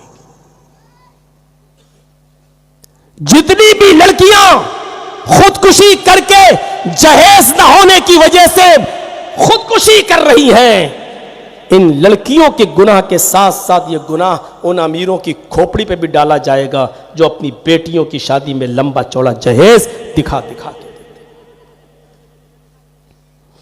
कहां हैं आप? हालात इस हद तक पहुंच चुके हैं मेरे भाई।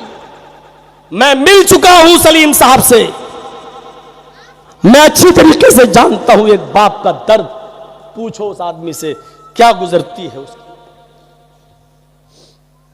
एक तो वाकई, उस वाकई को भी अपने सामने रखिए। बहुत बड़ा हिंदुस्तान का शायर जिसका नाम था मीर तकी मीर। कैसा शायर, तोती बोलती थी उसकी, कोई बेटा नहीं, सिर्फ एक बेटी उसकी। अपनी बेटी की शादी के लिए रिश्ता ढूंढने लगा, एक रिश्ता पसंद भी आ गया। मीर तकी मीर ने अपनी बेटी से पूछा, मीर तकी मीर की बेटी भी राजी थी, रिश्ता तय हो गया। पूरे 1 साल तक रिश्ता लगा रहा और जब 1 महीना रह गया शादी में तो लड़के ने एक लिस्ट भेज दी मीर तकी मीर के पास कि मुझे ये चाहिए, अगर आप दे सके तो ठीक, वरना अपनी बेटी के लिए कहीं और रिश्ता देख लो। मीर तकी मीर ने उस लेटर को पढ़ा और पढ़ने के बाद सोचा तो इस नतीजे पे पहुंचे, लड़का अच्छा है, मेरी एक ही बेटी है, चलो दुकान बेच देते हैं, चलो घर भी बेच देते हैं, लड़के की फरमाइश पूरी कर देते हैं। अब हमारी जिंदगी के दिन भी कितने रह गए हैं, बेटी कम से कम खुश रहेगी। बेटी को नहीं बताया और लड़के के लिए वो डिमांड पूरी करने के लिए उन्होंने अपनी दुकान बेच दी, अपना घर भी बेच दिया और बेचकर पैसा भी ले लिया। लेकिन जिसको अपना घर बेचा उस आदमी से इतना कहा कि मुझे अपनी बेटी की शादी के दिन तक के लिए वो घर में रहने दो, मेरी बेटी की शादी हो जाएगी, रुखसती हो जाएगी, उसके बाद 2-4 दिन के बाद मैं और मेरी बीवी हम दोनों उस घर को छोड़ देंगे और कहीं रेंट पे, कहीं किराए पे रह लेंगे, कहीं झोपड़ी में रह लेंगे। उसने कहा ठीक है, हम आपकी बेटी की शादी के 10 दिन के बाद आपसे घर खाली कराएंगे, आप तब तक रहिए। इधर घर की कीमत मिल गई, उधर दुकान की कीमत मिल गई और लड़के ने जो डिमांड की थी वो सारी की सारी चीजें आ गई। इधर वो दिन भी आ गया, शादी की तारीख भी आ गई और लड़का बारात भी लेके आ गया।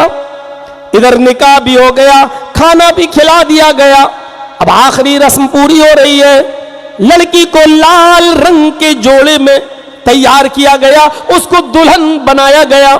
मेरे भाइयों, जब वो लड़की दुल्हन बन के तैयार होती है और जब लड़के की बहनें और लड़के की खाला जब उस लड़की को दुल्हन बनाकर गाड़ी में बिठाने के लिए ले जा रही है, तब लड़की अपने बाप, उसका भाई तो था ही नहीं ना, और बहनें अपने बाप के गले से चिपक कर रोती है, कभी अपनी मां से गले से चिपक कर रोती है। और जैसे ही वो अपने बाप के गले से चिपक कर रोई, बाप ने कहा बेटी इसमें रोने की क्या बात है, तुम तो अच्छे घर में जा रही हो, आराम से रहोगी, मेरी बेटी तुम्हें नया घर मुबारक हो, मेरी बेटी तुम्हें ससुराल मुबारक हो, अब तुम जाओ और तुम्हारी ये माँ है, अरे लड़के की माँ, तुम्हारी माँ अब ये तुम्हें लेकर गाड़ी में बैठेगी या लड़के की बहन तुम्हें लेकर गाड़ी में बैठेगी, जाओ और ससुराल का ख्याल रखना, अपने सास ससुर का ख्याल रखना, शौहर का ख्याल रखना। ये कहकर उसने अपनी बेटी को विदा कर दिया। रोते हुए उसने अपने बाप के सीने से अपना सर हटाया और लड़के की बहन के साथ ये गाड़ी में बैठने जाने लगी। इतने में उसकी एक सहेली आई, वो अपनी सहेली के गले से चिपक कर रोने लगी। होता है सहेली, मेरी सहेली, अब हम अपने ससुराल जा रहे हैं, तुम यहाँ रहोगी। वो सहेली अपने गले से लगाती है और कान में कहती है, आए मीर तकी मीर की बेटी, आए मेरी दोस्त, आए मेरी सहेली, शादी तुझे आबाद हो, शादी तुझे मुबारक हो, तेरा घर तो आबाद हो गया लेकिन तेरा बाप बर्बाद हो गया।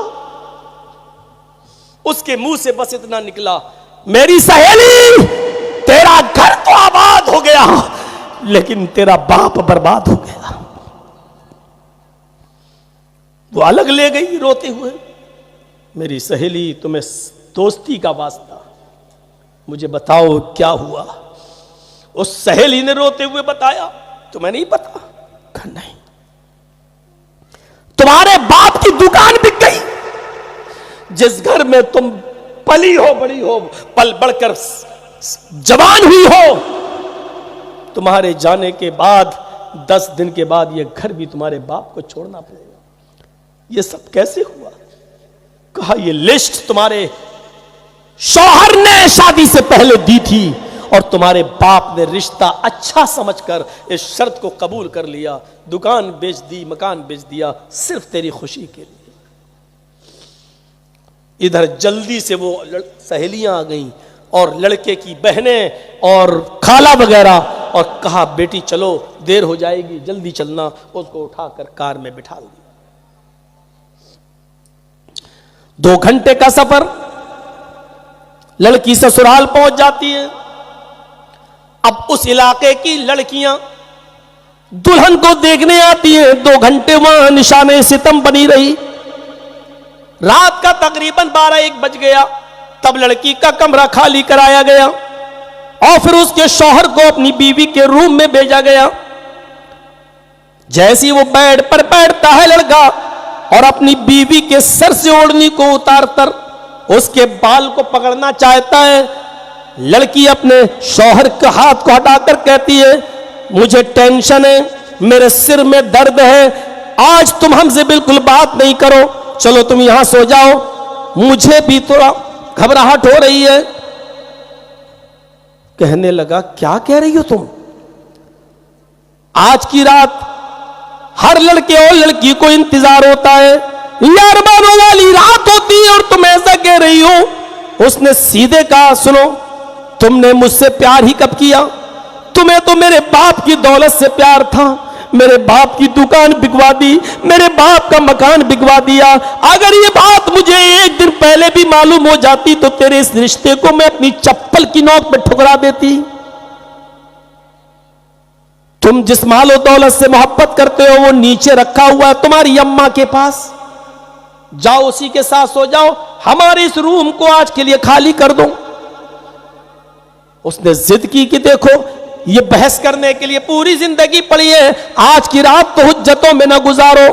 उसने हाथ पकड़ के खींचना चाहा, लड़की बेड से गिर गई और जैसी बेड से गिरी कि लड़की की रूह कब से उनसुरी से परवास कर गई। मीर तकी मीर की बेटी को हार्ट अटैक पड़ा और मर गई। जंगल में आग की तरह खबर फैल जाती है, अभी अभी आई और उसका इंतकाल हो गया। सुबह तक ये खबर पूरे इलाके में फैल गई। इधर मीर तकी मीर फजर की नमाज पढ़ने के लिए अपने मोहल्ले की मस्जिद में गए और वहां चर्चे हुए तो पता चला कि मेरी बेटी ससुराल में इंतकाल कर गई। जब तक फजर की नमाज पूरी हुई, ससुराल से भी कुछ लोग आ गए लड़की की और मीर तकी मीर से कहा, आपकी बेटी को हार्ट अटैक पड़ा और वो खत्म हो गई। मीर तकी मीर की बेटी ने अपनी बीवी को से बोला, चलो बेटी का इंतकाल हो गया। तो फिर वही सहेली सामने आई, कहने लगी मीर तकी मीर से, आपकी बेटी को हार्ट अटैक नहीं पड़ा, आपकी बेटी को मैंने बता दिया कि तेरा घर आबाद हो गया, लेकिन तेरा पाप बर्बाद हो गया। इस सदमे ने तेरी बेटी की जान ले ली। मीर तकी मीर अपनी बीवी को लेके जाते हैं। सुबह के 9 बज चुके हैं, बीवी तो घर के अंदर चली गई। मीर तकी मीर जा रहे हैं बेटी की ससुराल, तो उनको रोक दिया गया, अभी तुम्हारी बेटी को गुस्ल दिया जा रहा है, अभी तुम अपनी बेटी को नहीं देख सकते। वो बाहर बैठ गए। थोड़ी देर के बाद सफेद रंग के कफन से बेटी को लपेट दिया गया, नाक में कॉटन रुई लगा दी गई और फिर मीर तकी मीर को खबर दी गई, आइए और अपनी बेटी की लाश को देख लो। मीर तकी मीर जैसे ही घर के अंदर जाते और अपनी बेटी के चेहरे पर नजर डालते, रोते हुए मीर तकी मीर का हाल बुरा है। अपनी बेटी के कफन पर नजर डालते, कहते मेरी बेटी मैंने तो लाल रंग के कपड़े में सुर्ख जोड़े में तुझे रुखसत किया था, ये सफेद रंग का कफन तो मैंने तुझे नहीं दिया, ये सफेद रंग का कफन कहां से आया? मीर तकी मीर का दामाद कहता अब्बू क्या बोले जले जा रहे हो? अच्छा तुम तो शौहर हो, दामाद हो मेरे, अच्छा वो लिस्ट लाओ कहां है जो तुमने सामान मांगा था मुझसे? उसने कहा अब्बू वो लिस्ट तो आप ही के पास है, हमने आप ही को दी। मीर तकी मीर कहते हाँ हाँ वो तो मुझे दी थी, तभी तो मैंने इंतजाम किया, जेब में हाथ डाला, लिस्ट निकाली, कहा मेरे दामाद इसमें कफन कहां लिखा हुआ है? तुमने जो चीजें मांगी थी वो सब है, ये कफन कहां है? ये तो मैंने नहीं तुमने नहीं लिखा था। कहा आपको क्या हो गया है? कहा मैं यही तो जानना चाहता हूं कि तुम कफन लिखना क्यों भूल गए थे? सब कुछ तुमने मांग लिया, सिर्फ मेरी बेटी को तुमने कफन दिया। काश ये कफन भी लिख देते ताकि मेरी बेटी के जिस्म पर वही कफन होता और तेरे घर का कोई चीज मेरी बेटी के सर पे जिस्म पे ना होती। क्या समझते हो तुम अपने आप को? मेरी बेटी को हार्ट अटैक पड़ सकता है। अरे मेरी बेटी को तेरे जहेज की लिस्ट ने सदमे में पहुंचाकर उसका हार्ट फेल हुआ है, हार्ट अटैक हुआ है, उस डिमांड ने किया है। फिर उसने अपनी बेटी के कफन को पकड़ा, ऐसे सफेद रंग के कफन को, और कहता है मेरी बेटी आज से तेरे बाप की शायरी खत्म, आज के बाद मैं एक भी शेर नहीं पढ़ूंगा, किसी मंच पे नहीं जाऊंगा, आज के बाद शायरी को अलविदा कहता हूं। लेकिन आज आए मेरी लख्त जिगर, आए मेरी बेटी, आज मैं तेरे इस कफन को पकड़कर एक शेर पढ़ रहा हूं और आखिरी शेर पढ़ रहा हूं। इस आखिरी शेर के बाद हमारा कोई शेर नहीं होगा, पूरी जिंदगी के लिए मैं संन्यास ले लूंगा शेरो शायरी से। फिर मीर तकी मीर ने अपनी बेटी के कफन को पकड़ा और पकड़कर कहता है अब आया है ख्याल आराम जा इस ना मुरादी में, अब आया है ख्याल आराम जा इस ना मुरादी में, कफन देना तुझे भूले थे हम असबाब शादी में। अरे मेरी बेटी अब ख्याल आया है असबाब शादी में, मैंने तुझे कफन नहीं दिया, काश ये कफन भी तुझे अपने बाप की तरफ से मिला होता। फिर उसने कहा आए मेरे दामाद ये कफन तो तुमने दिया हटाओ, मैं अपनी चादर लेकर आया हूं। उसने जल्दी से अपनी बेटी को अपनी चादर उड़ाई और उसका कफन उसके मुंह पे मार दिया। फिर कहा आए मीर तकी मीर, अरे मेरे दामाद मेरी बेटी तेरे कब्रिस्तान में दफन नहीं होगी, मैं अपनी बेटी की लाश को उठाता हूं और मैं अपनी बेटी को अपने कब्रिस्तान में, अपने बाप दादा के कब्रिस्तान में दफन करूंगा, इसलिए कि मेरी बेटी को तेरे जहेज की डिमांड के सदमे ने मारा है, मेरी बेटी तेरे कब्रिस्तान में दफन नहीं होगी। फिर वो अपनी बेटी को जब उठाने लगा तो मोहल्ले वाले कहने लगे जाने दो, जो हुआ हुआ छोड़ो, अब जो किस्मत में था मौत तो सबको आनी जानी है। मीर तकी मीर ने उन मोहल्ले वालों को लेक्चर देते हुए कहा आज आ गए हो हमें समझाने के लिए, जब इसने करोड़ों रुपए की रिश्वत मांगी थी, जहेज मांगी थी, लिस्ट दी थी, उस वक्त तुम कहां मर गए? उस वक्त लड़के को क्यों नहीं समझाया था कि मीर तकी मीर की बेटी खूबसूरत है, पढ़ी लिखी है, बस उतना काफी है। जब जहेज मांगा जा रहा था तो तुम्हारी आत्मा कहां मर गई थी, तुम्हारे जमीर कहां मर गए थे जो लड़के को न समझा सके? और आज मेरी बेटी मर गई और इसको लेकर जब हम अपने कब्रिस्तान में जाने लगे तो हमें समझाने के लिए आ गए। हटाओ यहां से, न तुम्हारी मानता हूं ना तुम्हारे बाप दादा की। और नहीं माना, मीर तकी मीर अपनी बेटी की लाश को ले गया और अपने आबाई कब्रिस्तान में दफन कर दिया। कितनी जाने जाती हैं जहेज न होने की वजह से। हर चीज आप तय कर लेते हैं, हर चीज आप समाज में पंचायत बिठा के तय कर लेते हैं, यह तय क्यों नहीं होता कि जो जहेज देगा उसका बाइकाट, जो जहेज लेगा उसका बाइकाट? इस इलाके के और इस बस्ती के मौलवी ये तय क्यों नहीं करते कि जहां जहेज लिया और दिया जाएगा वहां हम निकाह पढ़ाने के लिए नहीं जाएंगे? ये सब पंचायतों में तय क्यों नहीं होता है? अभी कोई लड़का लड़की लेके भाग जाए, अभी पंचायत बैठ जाएगी और इसको इतनी सजा, इसको इतनी सजा, सारी सजा लड़के को दी जाती है। 5 लाख जुर्माना दो, तुम लेके भागे। अरे लड़की की मर्जी ना होती तो लड़का लेके भागता? लड़की की मर्जी भी भागने में शामिल है, लेकिन सजा सिर्फ लड़के को दी जाती है। 2 लाख, 3 लाख, 5 लाख का जुर्माना, ये कौन सा फैसला है? और ऐसा फैसला जिस पंचायत में होता है, कयामत के दिन अल्लाह की पंचायत में आए पंचायतियों तुम्हें घसीटा जाएगा। सिर्फ लड़के पर जुर्माना लगाकर लड़की को आजाद कर देते हो। अल्लाह के आजाब से डरो, कयामत के दिन तुम उसके फैसले से नहीं बच सकते हो। इंसाफ करो तो साफ इंसाफ करो। जब कुरान हमें यह बता रहा है कि लड़के और लड़की में जब गलत काम होता है तो उसमें लड़की की जिम्मेदारी ज्यादा होती है। जब लड़का लड़की एक दूसरे को लेकर भागते हैं तो उसमें लड़की का किरदार ज्यादा होता है। तो आप सिर्फ लड़के को सजा देने वाले कौन होते हो? जब कुरान ने यह कहा है अज़्ज़ानियतु वज़्ज़ानी फजलिदू कुल्ला वाहिदतिन मिनहुमा मियता जल्दा, जिनाकार लड़की और जिनाकार लड़के दोनों को 100 कोड़े मारो। पहले लड़की का लफ्ज, बाद में लड़के का लफ्ज। पहले लड़की के लिए कहा जिना करने वाली लड़की, बाद में कहा जिना करने वाला लड़का। दोनों को 100 कोड़े मारो। अगर शादीशुदा नहीं है तो, कुआरे हैं तो 100 कोड़े मारो। कुरान ने यह बताकर हमें यह मैसेज दिया है कि जब भी गलत काम होगा तो लड़के से ज्यादा लड़की उसकी जिम्मेदार होगी। अगर लड़की न चाहे तो लड़का किसी लड़की के साथ जबरदस्ती कर ही नहीं सकता। अगर लड़की भागने पर तैयार ना हो तो लड़का किसी लड़की को जबरदस्ती भगा नहीं सकता। इसलिए फैसला करो तो ईमानदारी के साथ फैसला करो, फैसला करो तो सच्चाई के साथ फैसला करो, फैसला करो तो कुरान और हदीस को सामने रखकर फैसला करो। और फैसला तो ऐसी चीज है कि अल्लाह ने कह दिया वला यजरिमन्नकुम शनानु कौमिन अला अल्ला तादिलू इदिलू हुवा अक़रबु लित्तक़वा। अपने दुश्मन के साथ भी बैठा हो तो उसके साथ भी इंसाफ वाली बात कहो, और किसी कौम की दुश्मनी तुम्हें बेइंसाफी करने पर मजबूर न कर दे। इसलिए दुश्मनी मत देखो, ये मत देखो ये मेरा दुश्मन है और फैसला उसके खिलाफ कर दो। दुश्मन के साथ भी इंसाफ होना चाहिए। 12:08 हो चुके हैं, 1.5 घंटा काफी है मेरे भाइयों। कल इंशाअल्लाह कुछ ज्यादा वक्त ले लिया जाएगा आपका। हम अल्लाह से दुआ करते हैं कि इलाहुल आलमीन हमें दीन की आसानियों से फायदा उठाने की तौफीक अता फरमा।